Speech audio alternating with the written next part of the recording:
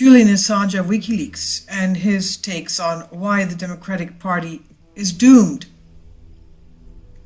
He explains why spy agencies will turn on the Democrats. This is by Twitlonger, Julian Assange. Why the Democratic Party is doomed. Number one, the Democratic establishment has vortexed the party's narrative energy into hysteria about Russia, a state with a lower GDP than South Korea. It is starkly obvious that were it not for this hysteria, insurgent narratives of the type promoted by Bernie Sanders would rapidly dominate the party's base and its relationship with the public. Without the, quote, "we didn't lose, Russia won" narrative, end quote, the party's elite and those who exist under its patronage would be purged for being electorally incompetent and ideologically passé. The collapse of the Democratic vote over the last 8 years is at every level, city, state, congressional, and presidential. It corresponds to the domination of democratic decision-making structures by a professional service class and to a shocking decline in the health and longevity of white males who, together with their wives, daughters, mothers, and sisters, comprise 63% of the U.S. population. This is according to a 2010 census taken.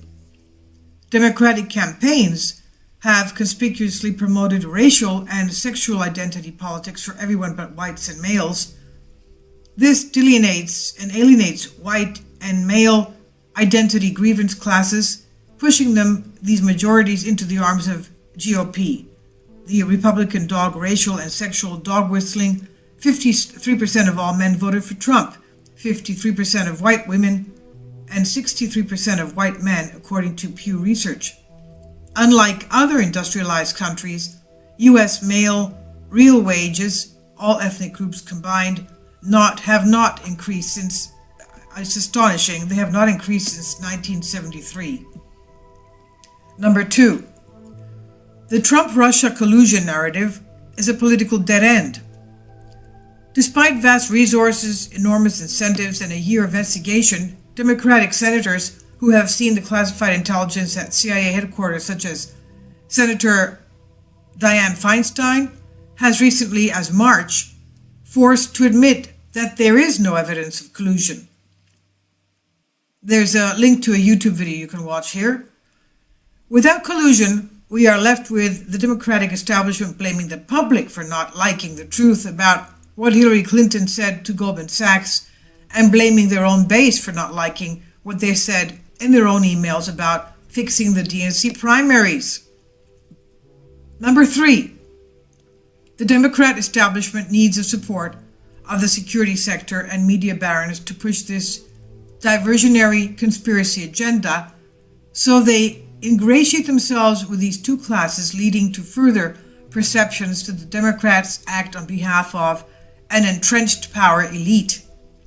Eventually, Trump or Pence will merge with the security state, leaving Democrats in a vulnerable position, having taken up two deeply unaccountable, traditionally Republican-aligned organizations, in particular the CIA and the FBI, who will be turned against them.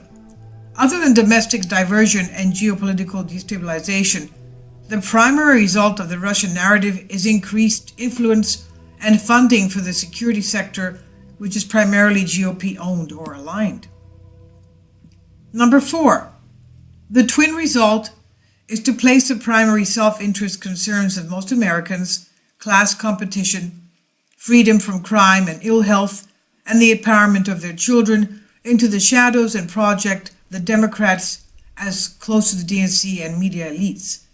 This has further cemented Trump's anti-establishment position and fettered attacks on Trump's runaway embrace of robot barons, dictators, and gravitas-free bouffons like CIA's Mike Pompeo.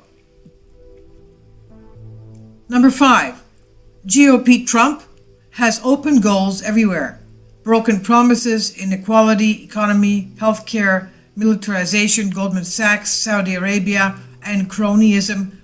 But the Democrat establishment can't kick these goals since the Russian collusion narrative has consumed all its energy and it is entangled with many of the same groups behind Trump's policies.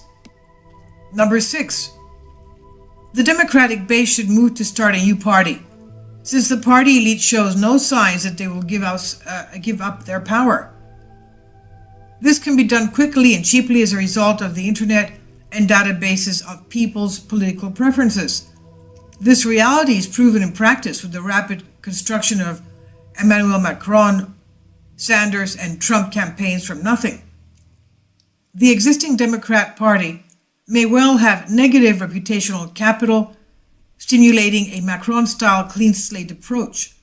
Regardless, in the face of such a threat, the Democratic establishment will either concede control or, as in the case of Emmanuel Macron, who has won in France, be eliminated by the new structure. This is on Twit Longer. I'll leave a link below for you for this.